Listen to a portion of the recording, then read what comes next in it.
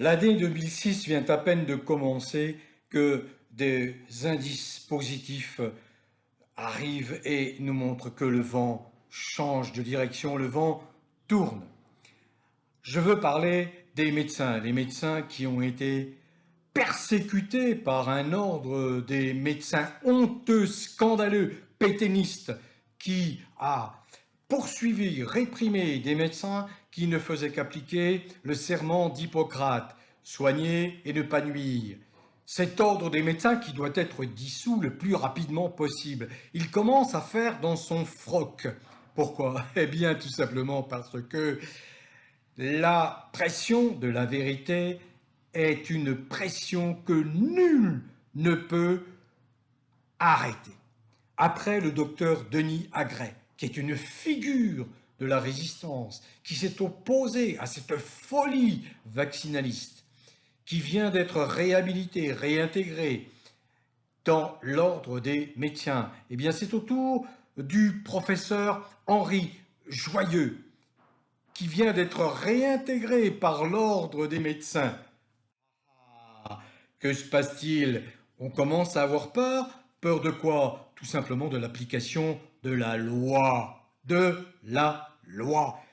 Qui est condamnable?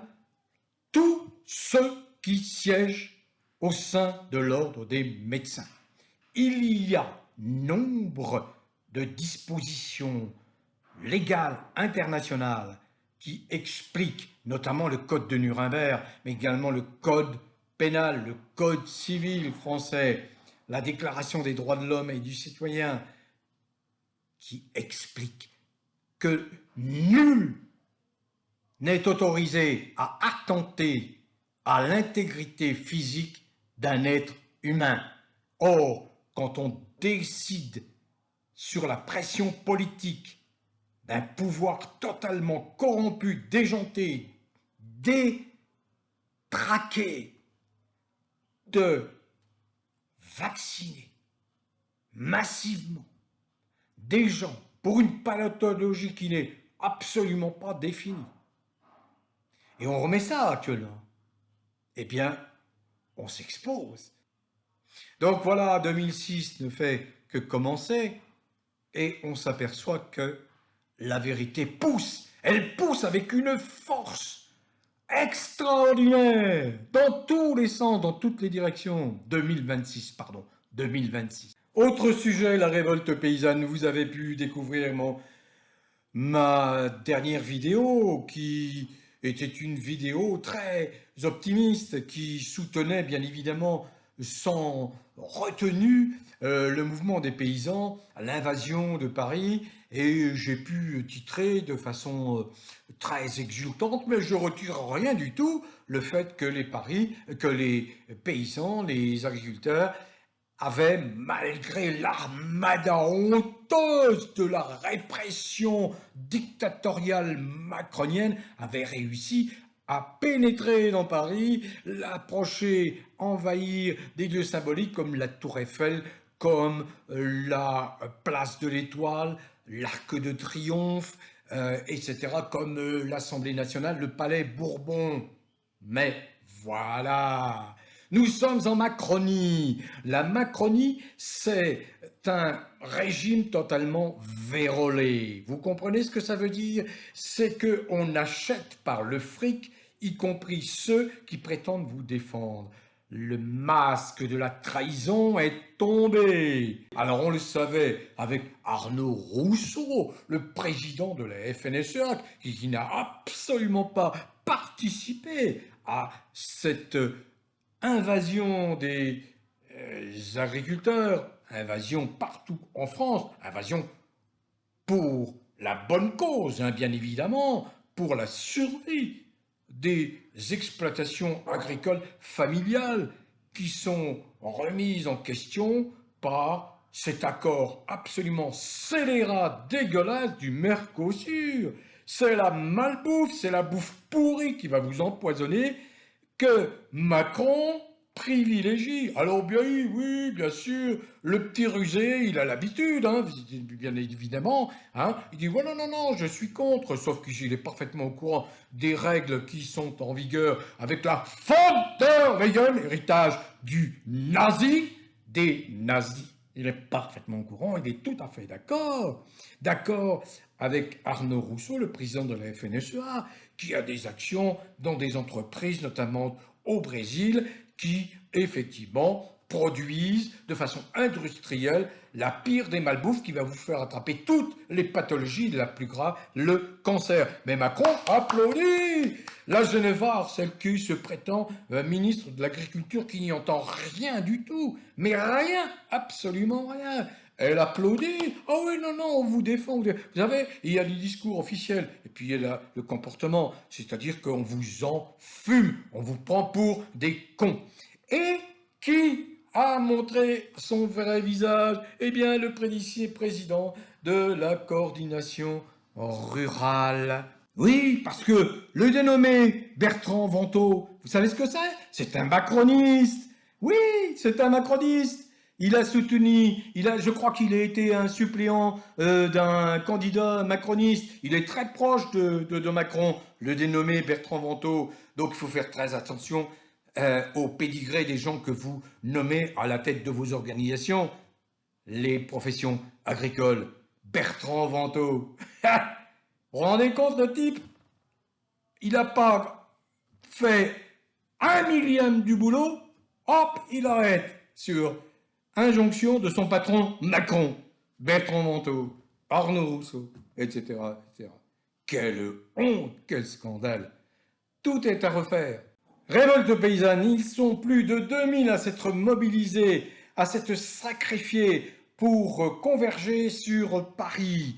Alors, effectivement, coordination rurale, confédération paysanne, pas la FNSEA, traître, c'est pas la peine. Mais voilà, après 3 jours, 4 jours d'efforts, de sacrifices, de souffrances, être heurté à une répression sauvage de la part de la milice macronienne. Parce que est-ce que la police et la gendarmerie sont encore des services publics au service des Français? Non, ils servent quoi? Un fou, détraqué, dégénéré, qui le fait un dénommé Bertrand Vantaux, président de la coordination rurale. Stop là! Stop là! Au bout de 3 jours, après que des centaines de tracteurs, de véhicules agricoles aient réussi, non sans mal, en déjouant tous les pièges de la milice macronienne, les centaures, eh bien, un Bertrand Vantaux dit halte là, stop, on capitule, on rase campagne, c'est pas la peine, on va pas plus loin, on se replie. On se replie? Ils mènent une bataille, ils ne vont pas au bout de la bataille, ils n'ont absolument rien gagné, ils ont tout perdu. Ça veut dire quoi, tout perdu? C'est-à-dire que les abattages des troupeaux vont continuer, la vaccination va continuer parce que la vaccination rend de plus en plus vulnérables les cheptels français. L'objectif, c'est l'éradication de tout le cheptel français. Pourquoi? Parce qu'en toile de fond, il y a quoi? Le Mercosur, c'est-à-dire un accord qui va être extrêmement profitable au président de la FNSEA, Arnaud Rousseau, qui est complètement dans l'en-manche, dans la combine du Mercosur. Il va y trouver beaucoup de profit, il a des actions dans des entreprises, etc., au Brésil. Alors voilà, regardez, les masques de la trahison tombent. C'est honteux. C'est véritablement à vomir. Voilà quelques milliers d'agriculteurs, d'exploitants agricoles qui en ont plus qu'assez de souffrir, à qui on raconte bobard sur bobard, à qui on fait miroiter la PAC. Mais la PAC, c'est quoi la PAC? Hein? C'est de l'assistanat à vie. C'est pas la peine, ça ne sert à rien. Le Frexit est là et répond à tous vos besoins. Philippot Asselineau le disent, ils ont parfaitement raison. C'est pas la peine. Nous sommes déficitaires quand nous contribuons au fonctionnement de l'Europe. Nous contribuons à hauteur de, je ne sais pas, 25 milliards et nous n'en récupérons que 13 milliards, dont une partie de PAC. Mais autant que l'État français, le budget français finance directement les agriculteurs qui pourvoient à l'alimentation, la nourriture du peuple français. Pourquoi tous ces circuits?